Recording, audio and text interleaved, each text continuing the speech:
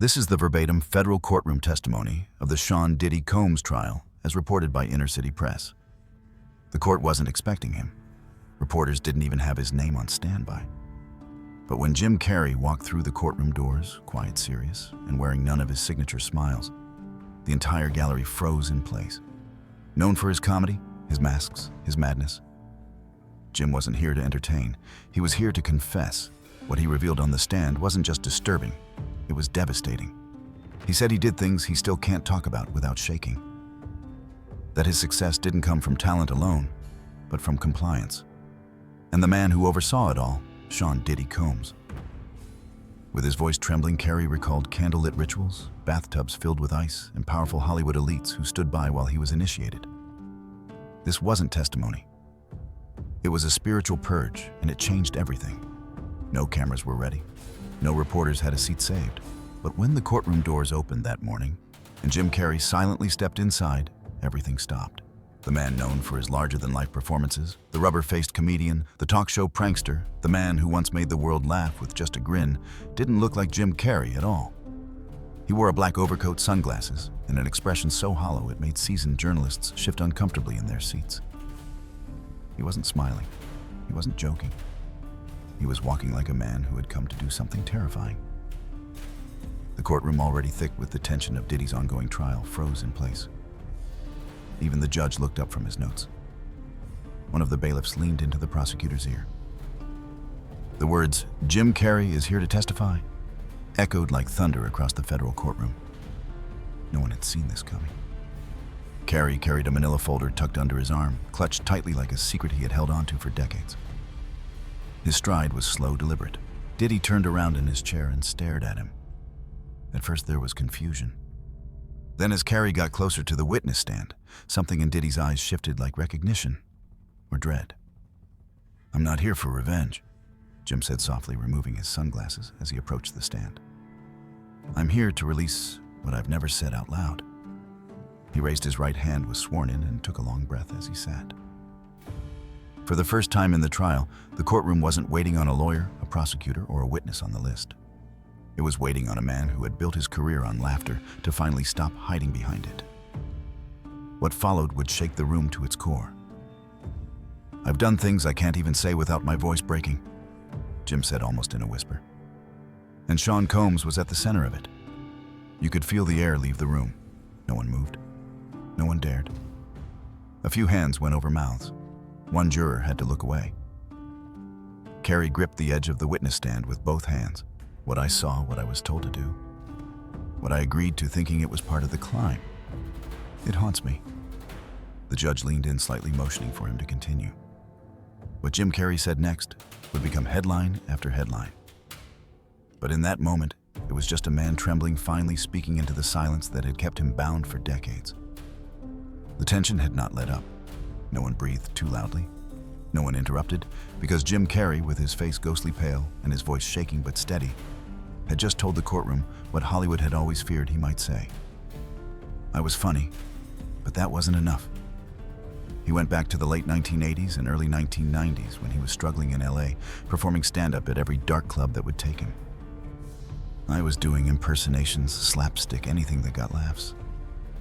I just wanted to make it, and I was told there were people who could help." Carrey said it started with a party, a private one.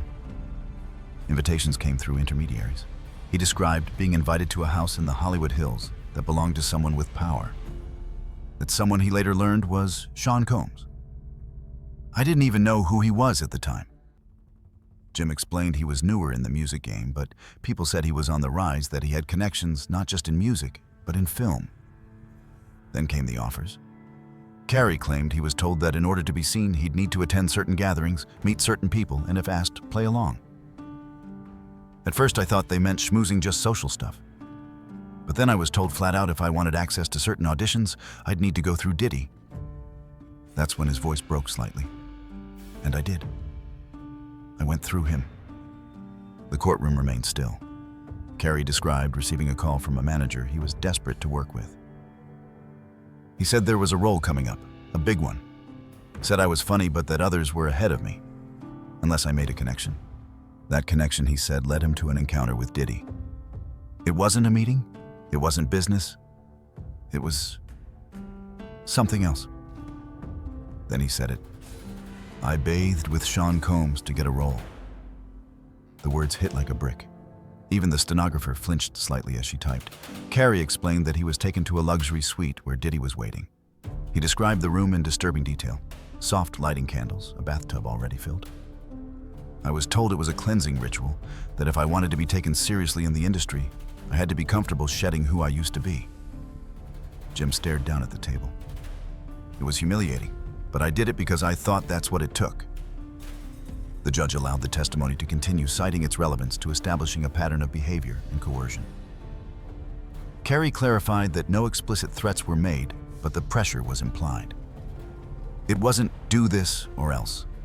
It was do this or fade into obscurity. I was made to feel like this was the only door. And Sean Combs was the doorman. He paused, then said something few would ever forget. Hollywood didn't just break me. Diddy owned me. By this point, even the most skeptical courtroom attendees were struggling to hide their discomfort. No one expected that a man like Jim Carrey, a global icon of laughter and absurdity, would testify about something so deeply disturbing. But his tone was steady and his words were specific. There was no mistaking what he was saying. Jim explained that after he was brought to the suite, he was asked to remove his clothes and step into the bathtub where Diddy was already waiting. He smiled like it was normal. He said, "This is how the great are born. You leave your old self in the water." Carrey said he hesitated, visibly uncomfortable. But the people around him, assistants, industry intermediaries, even a known casting agent, simply waited silent, watching, not saying a word. "I got in," Jim said, barely above a whisper. "I got in because I thought this was some metaphorical thing, some artist's weird ceremony." But it wasn't. He described Diddy asking him personal questions while in the bath about his family, his fears, his limits. It was like being interviewed for a cult, like they were testing how far I'd go to belong. And then he said, Diddy gave him a final instruction. "If you want the part, wash my back." There were audible gasps from the gallery. Even members of the press looked visibly sick. "I did it," Jim confessed. "I scrubbed the back of a man I barely knew because everyone else around me acted like this was just normal, like this was the final test before they handed me the keys to my career." He described exiting the bath, being handed a robe, and then being escorted to a side room. Inside, he found a copy of the script for The Cable Guy, a bottle of champagne, and a note. "Welcome to the next level." Jim closed his eyes. That movie changed my life. But it also ruined something inside. Because now I knew I hadn't made it because I was good. I made it because I submitted. The courtroom sat in stunned silence. What Jim Carrey had just revealed wasn't a crime by legal standards. No force, no threats, no violence, but it was something else. Something just as chilling. It was a system of psychological control. And Diddy, Jim said, wasn't just a participant. He orchestrated it like a high priest, like a puppet master. He looked down at his trembling hands. "I gave up my dignity for a role, and I've been trying to wash it off ever since." By now, the courtroom didn't resemble a place of legal procedure.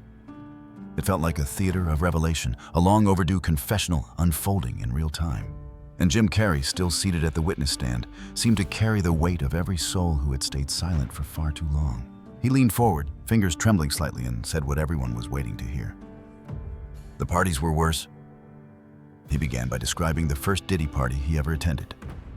It was 1996, a year before Liar Liar made him a household name. He received a private invitation, no address, just a driver. He was told to wear black. I thought it was a networking event, but I quickly realized it was something else. Carrey described arriving at a mansion in the Hollywood Hills. The air smelled like incense and something metallic. Phones were confiscated at the entrance. NDA forms were handed out casually, like gift bags.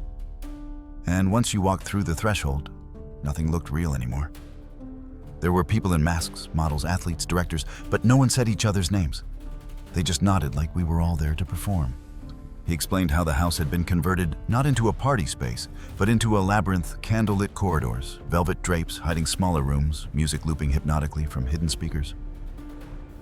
I kept waiting for the part where we'd all sit around and talk about projects. But instead, someone offered me a tray of pills and whispered, depict your night. He refused, but he stayed. I was too scared to leave. I thought walking out would mean I'd never work again. Then came the part that made the courtroom shift in their seats. There were people being ushered into rooms, male and female. Some looked excited, others looked terrified. I asked someone, "What's going on?" And they said, "This is the second act." He went on to describe a moment where a woman barely 20 stumbled out of one of the rooms crying and clutching her dress. No one helped her. No one even looked. It was like everyone had been trained to ignore suffering like it broke the illusion. Carrey's voice lowered as he described walking into one of the back rooms. There he said he saw a famous comedian lying on a sofa unconscious. Around him were 3 men in suits and 1 woman, all laughing. They were taking pictures posing with him like it was funny. And at the center of the house, floating between rooms, was Diddy. He never stayed in one room for long, Jim explained. He was like a ghost host, always watching, always checking, like he was making sure the right people were doing the wrong things. The court was silent, not a cough, not a footstep. Carrey ended the section with this line, "It wasn't a party, it was a ceremony, and the cost of admission was your conscience." Jim Carrey didn't stop there. His hands gripped the edges of the witness box like a man bracing for a fall. But the deeper he went, the more he seemed determined to drag the truth out with him, no matter how painful. "You have to understand," he said, scanning the jury. "Everything I saw was tied to Diddy. Every room, every deal, every name I was told to keep quiet about. It always led back to him." He explained how, over the years, he kept getting invited back. Different locations, same setup, same rules, and the same people. Or at least the same types: models, executives, influencers, actors, often people just on the cusp of their big break. They'd get you right before you were about to pop. That's when you were most vulnerable, when you still needed them. Carrey described an incident in 2001 where he brought a fellow actor to one of the events. He didn't name the person directly, but said, "You know his face. He's in every comedy you love." That actor allegedly left halfway through the night and never returned. Years later, Jim said he received a message from him that read, "Thanks for not stopping me from leaving. I was about to lose my soul." Then came the chilling part. There were people stationed at every level. The Carrey said they weren't just throwing parties. They were collecting information. They were watching who broke the rules, who played along, who needed to be reminded that silence is safer than honesty. He named agents, producers, and even a studio executive who frequently appeared at Diddy's events. They were there to observe. Sometimes they'd leave with tapes, sometimes with contracts. But the deals were made at night, not in boardrooms, but in bedrooms. Carrey testified that one of his most disturbing realizations came during a 2003 encounter. He was at a Diddy-hosted New York penthouse party. There he saw a well-known filmmaker take a young performer into a private lounge. "I knew that kid," Jim said.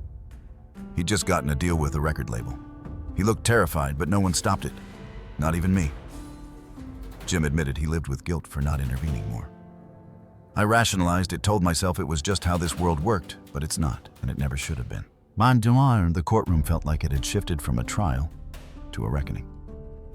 "I came here to say this under oath," Jim said, "because I don't want to be complicit anymore.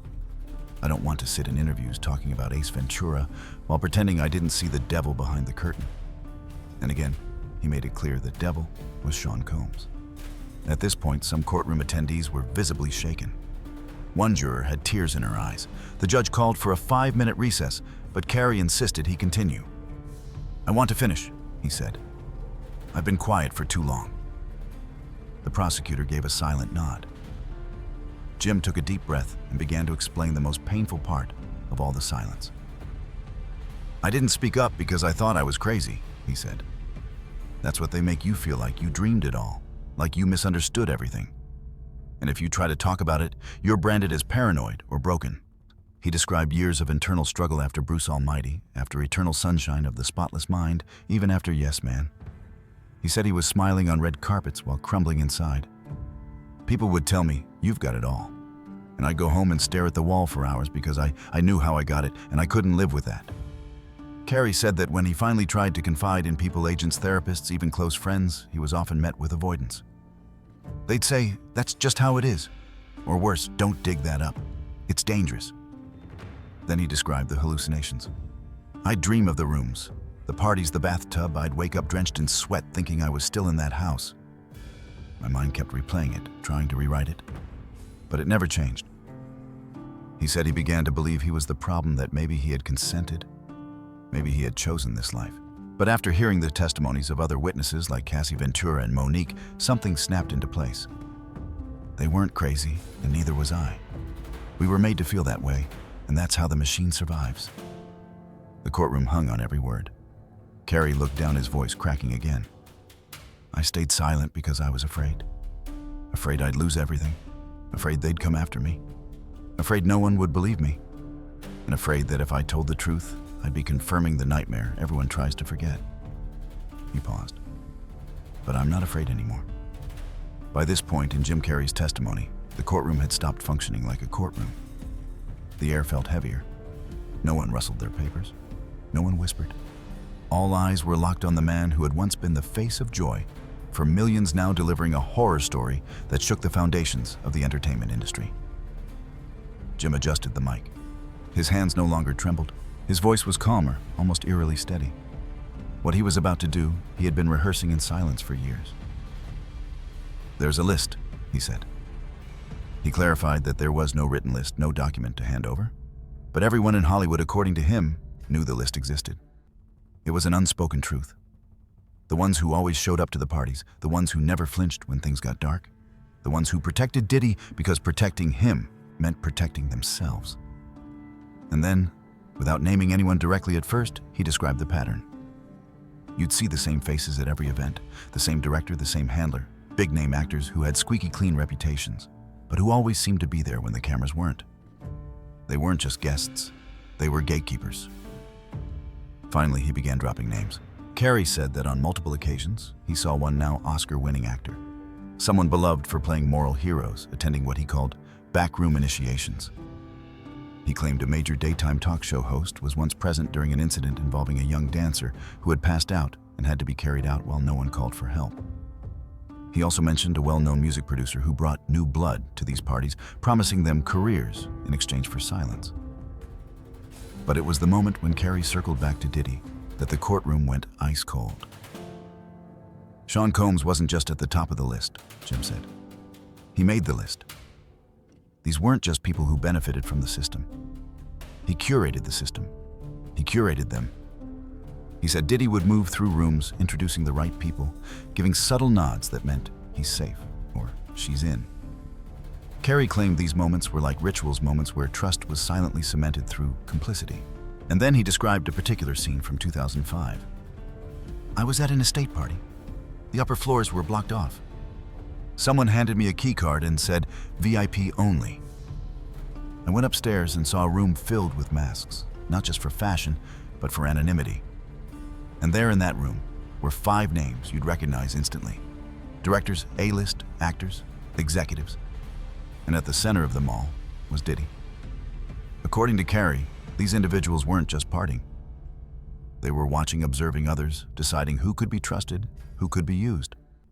The higher you went in that house, Jim said, the lower the morality fell. He looked directly at the jury. These weren't isolated events. These were orchestrated, and Diddy was the conductor.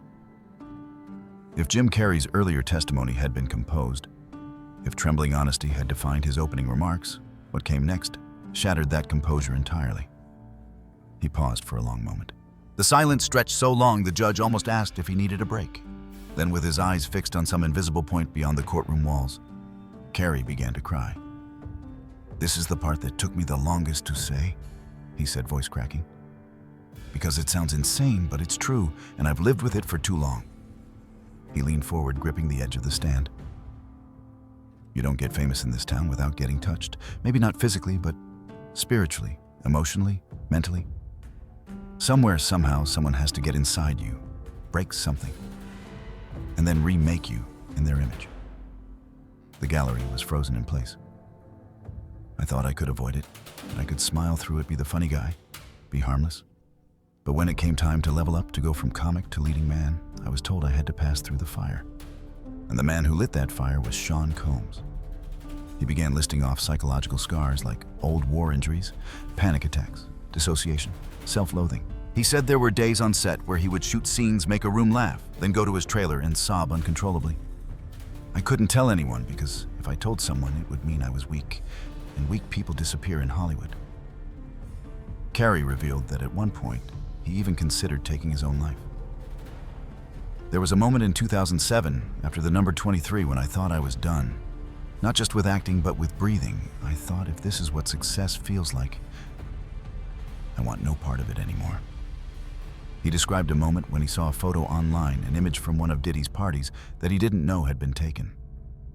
In the background, he could see himself drugged out, eyes glazed next to someone he didn't even remember meeting. That was the moment I realized I wasn't living. I was surviving.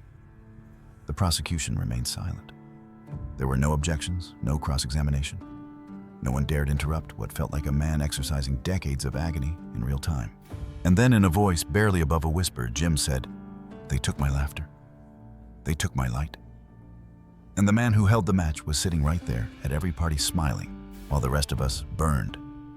The courtroom was silent, not out of respect, but out of shock. Even Diddy's legal team, who had up to this point interrupted, objected, pushed back on prior testimonies, remained completely still. Whatever they had planned to say, it wouldn't matter now. Jim Carrey had hijacked the room, with truth too twisted to be dismissed. He composed himself slowly. No tears now, just a solemn calm. "I don't want him to go to prison for what he did to me," Carrey said, nodding toward Diddy. "I want him to go to prison for what he did to all of us." He described the entertainment industry as a symbiotic parasite, feeding on the ambitions of the young, the poor, and the desperate. You think they give you a career because you're talented? That's the lie. They give you the illusion of opportunity, then watch to see what you're willing to trade. He listed names of others who he claimed were pressured to play along, many of whom had since faded into obscurity. Some couldn't do it. Others tried and broke. The ones who didn't survive weren't weak. They were human. Then one last disturbing revelation. Carrey claimed that before the 2000 MTV Movie Awards, he was approached by someone from Diddy's team with an invitation. It was a coded message, a room number, and a time.